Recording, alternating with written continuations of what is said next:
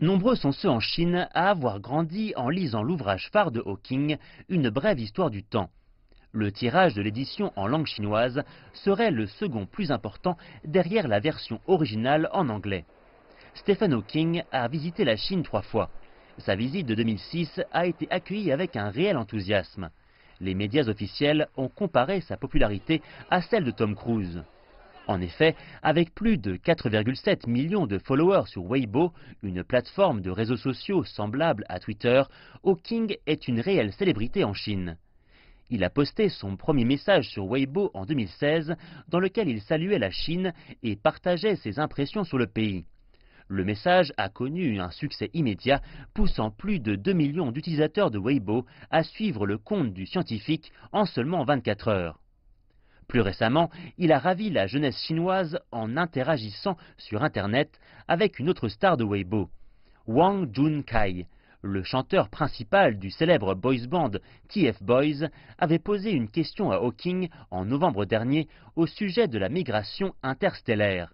Le professeur Hawking l'avait félicité pour son excellente question.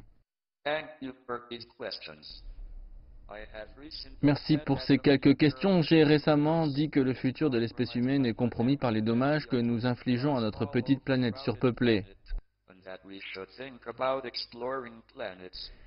La nouvelle de sa mort à l'âge de 76 ans s'est répandue sur la plateforme de microblogging.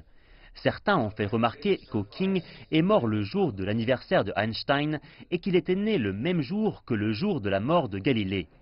D'autres lui ont rendu hommage en écrivant « Hawking appartient au cosmos.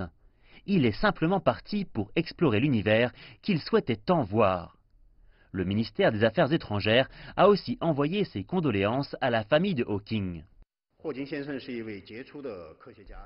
Monsieur Stephen Hawking était un scientifique incroyable et un combattant qui luttait contre sa maladie depuis très longtemps. Il a apporté une immense contribution à la science et à l'humanité. Monsieur Hawking a visité la Chine 3 fois. Il y a eu des échanges plaisants avec des scientifiques chinois et des amateurs de science.